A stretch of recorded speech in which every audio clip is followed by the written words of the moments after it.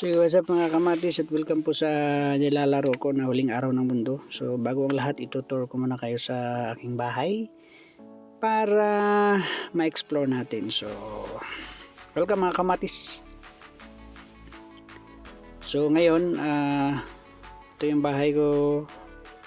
Welcome. At ito na po yung nagawa kong so magandang pagkakapanda ito So ngayon tour muna tayo konti, saglit. Nawawala lang yung signal pero sige lang. So ito yung bahay ko. Ayan po tayo guys. Naka boxer shirt na red, diba? Sexy. Kulay pula po yung buhok. Anyway, sa mga 0124 #43333. So welcome po. So ngayon magdadamit muna tayo ng ng army, di ba? Para sundalo, no? Nanarabatay serial, di ba? So excited na po yung iba dyan. So ngayon magdadamit muna tayo kasi may issue na tayong mga damit. Kompleto yan, saka baril, no? Kasi may serial na yung sa manis. So ngayon kalo ay bull cap,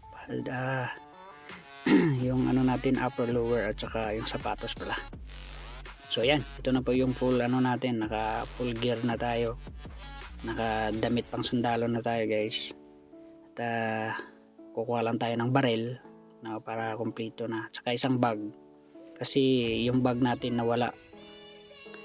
Bali di ko na recover yung bag natin sa kabilang digmaan. So ngayon may radio, tika lang, dito. Saan ba yung baril ko dito? Ayan. So may baril tayo, Glock po yung dala natin. Meron din tayong M16. Pero malit na lang yung buhay ng M16 natin, pati yung Glock natin kasi kulay red na.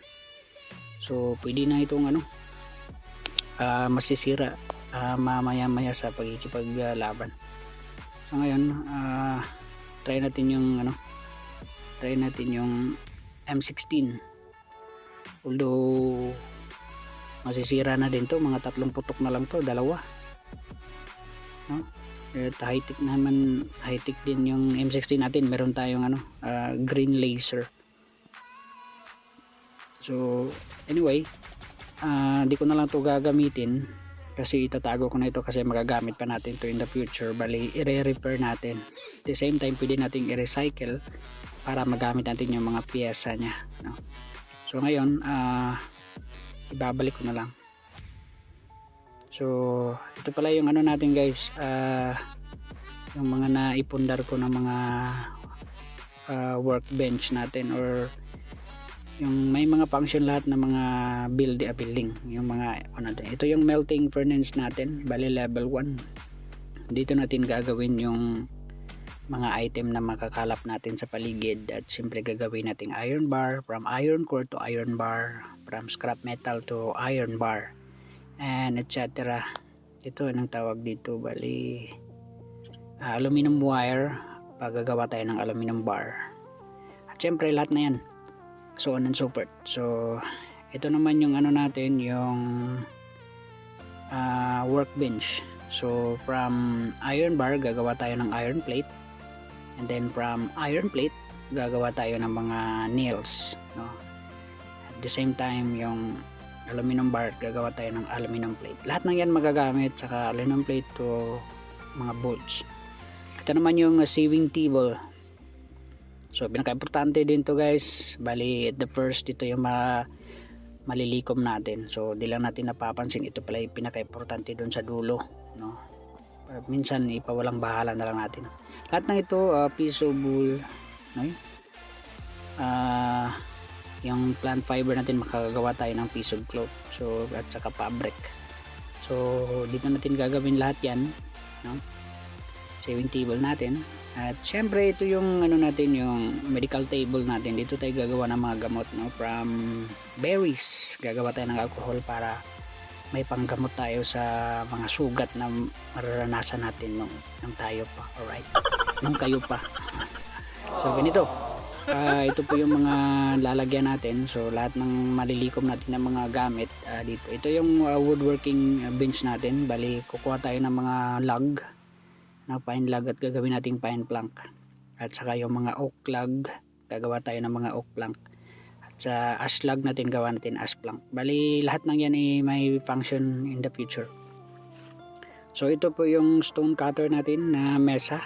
Bali lahat ng mga bato na makukuha natin, gagawin nating stone bricks para gawin nating medyo matibay yung ating pader ng ating bahay. So ito yung bahay natin. Nakita nyo may mga anong tawag dito, kalimutan ko, yung para di makapasok yung mga kalaban. Anyway, wag mo lang saburin yan ha, kasi pag naano ka masusugatan ka. Ito yung campfire natin, level 1. Bali mula sa mga makakatay natin ng mga hayop dun sa gubat. Yung karne natin pwede natin lutuin ng steak, at saka yung berry tea, yung carrot stew, at syempre pag may makita tayong manok para magka roasted naman yung makakain natin. Siyempre yung mga kahoy gawin nating uling yun, at magagamit natin yan in the future. So ngayon pwede nating i-level yung capacity para mas marami yung maluto at malagyan. So ito naman yung parang wardrobe, at dito tayo magpapalit ng brief or boxer short, saka yung bag. Ito yung nakuha kong bag ng mga model. So ngayon from red to black tayo guys, no? Yung buhok natin ayan na yan, wala tayong pangkulay. So ito muna yung suotin natin, boxer black, sana green. So sa radio communication may bunker code tayo.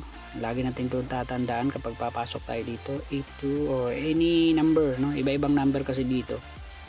So para makapasok tayo sa mga bunker Alpha, Bravo and Charlie, gamitin natin yung mga code, tandaan natin. Ito yung recycler natin. Lahat na makikita natin mga bagay na sa tingin mo hindi mo na magagamit, pwede mong i-recycler dito para makakagawa ka ng metal scrap, bolt at saka aluminum bar, no? So lahat ng yan may function din. Makagawa tayo ng mga equipment, gamit, baril, etc. Lahat makakakumpuni tayo ng mga ito yung mga gamit din na pasira na, at iniipon ko lang kasi balang araw magagamit ko din. So ngayon yan, lahat na yan makita mo yan sa gubat o sa anong mga lugar. So ito yung modification and customization natin ng mga weapons, from mga kahoy, kutsilyo hanggang sa baril. So pwede mong i-modificate para magbabago yung customize mo para upgrade baril, mas malakas yung tama niya sa'yo, right?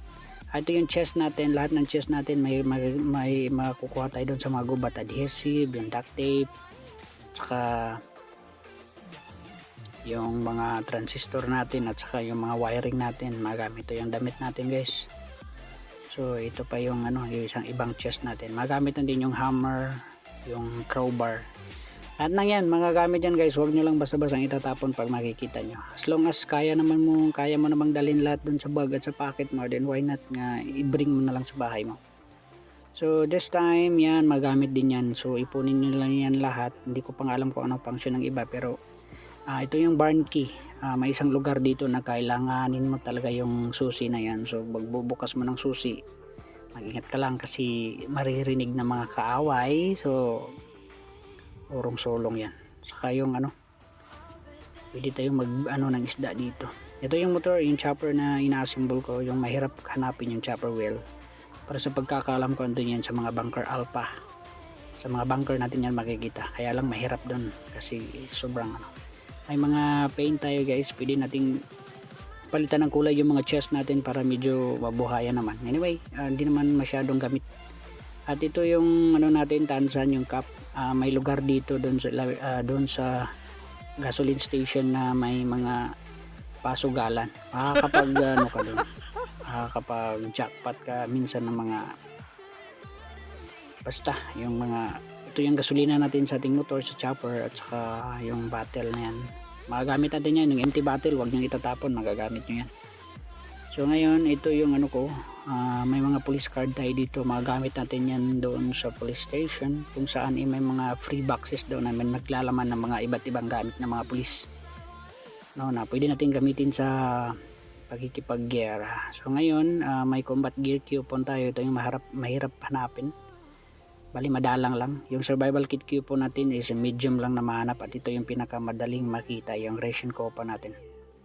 Yung rasyon ng mga pagkain, damit, baril, etc. Mix naman.